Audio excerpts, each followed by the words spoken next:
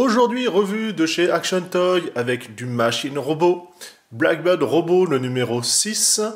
Donc il y a déjà eu 2 modèles que je vous ai fait en précédente revue vidéo. Je vous invite à les regarder.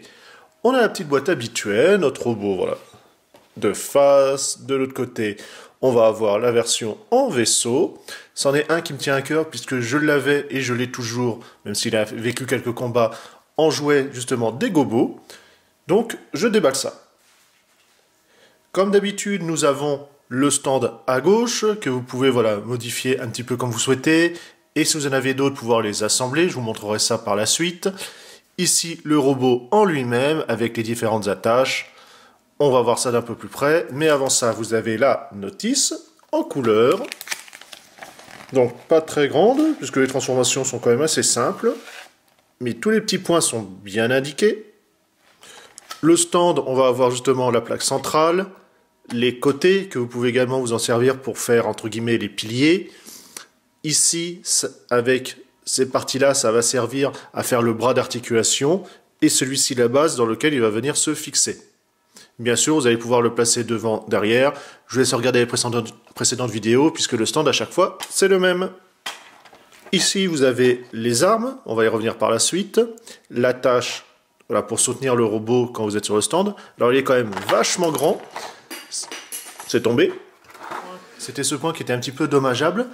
Alors, sauf effectivement en version le Eagle, qui est l'avion, où ça passait nettement mieux. Mais Drill, c'est vrai qu'il faisait un peu rase-moquette.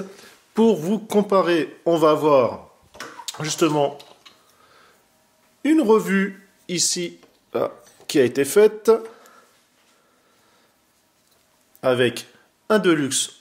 Donc, c'est Trigger Happy. Et ici, on a Trunk en SH Figuarts.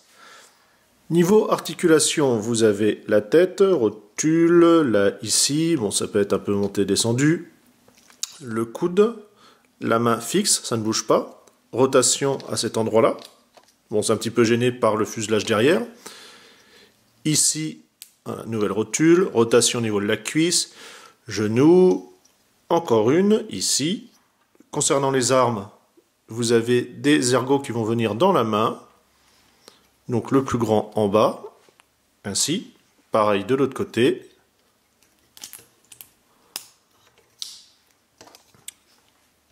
Niveau stabilité, comme c'est assez raide, on en fait un peu ce qu'on en veut. C'est ça qui est bien. Allez, ça tient tout seul. On va passer à la transformation. Donc j'enlève ceci. On remet la tête correctement. Alors on y va. D'abord au niveau des bras. Vous avez ici, on le voit, une glissière. On commence. Pour l'alignement, en fait, il faudra également faire une rotation. Hop, dans ce sens-là. Comme ça, en fait, il faut que vous ayez le dos de la main qui soit vers vous. Donc, je commence à glisser, rotation. Voilà. Et je verrouille. Ici, pour les jambes, je tourne les réacteurs, comme cela. Les pieds, vous avez ici le talon qui va venir dans cette encoche, comme ça. Méthode habituelle, on va replier les cuisses dedans, enfin dans les jambes, comme cela, le long du corps. Pour pouvoir mettre ensuite les mains dans les réacteurs, en fait, il faut tourner tout le monde vers l'arrière. Ça reste le plus simple. Et comme ça, il y a juste à les glisser dedans.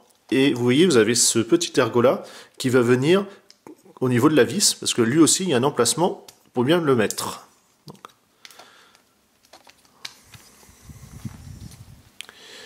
Là, on positionne. Ça tient assez bien. Bon, c'est entre positionnement, effectivement, clipsage. Voilà, bien enfoncé. Ensuite, au niveau du dos, vous avez des plaques qui permettent comme ça de cacher les jambes. Et on verrouille. Comme je disais, avant d'être interrompu, vous allez arriver au passage qui va vous faire un peu transpirer. Puisqu'il va falloir un peu faire forcer. Vous avez 2 charnière à cet endroit-là. Au niveau de la nuque, vous avez cette petite pièce noire qu'on voit entre. qui est ici. Alors, il faut bien caler la tête bien vers l'arrière. N'hésitez pas un petit peu à la maintenir par en dessous. Et là, vous repliez. Alors, c'est normal, ça force. Et bien, il faut forcer plus que la pièce en elle-même. Et voilà. Ça, c'est quelque chose que j'apprécie pas du tout. Parce que, vous voyez, ça tape directement en plein milieu. C'est pas terrible. Je donne pas cher au niveau de ces pièces-là qui vont bien morfler. Normalement, c'est ça qui devrait se déformer, le petit ergot. Mais c'est pas du tout le cas. Voilà, c'est passé.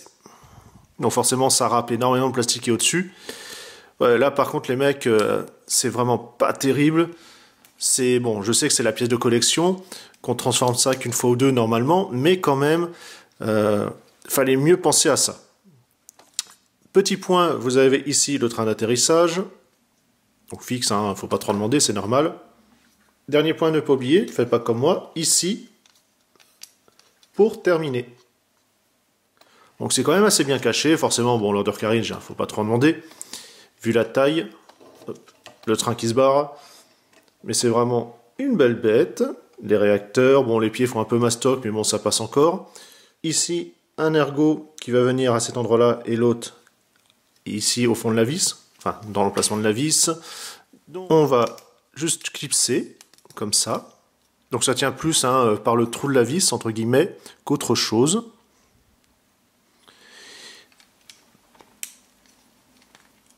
Ça permet également de remonter un petit peu le vaisseau, comme cela. Bon, il touche plus terre, d'accord.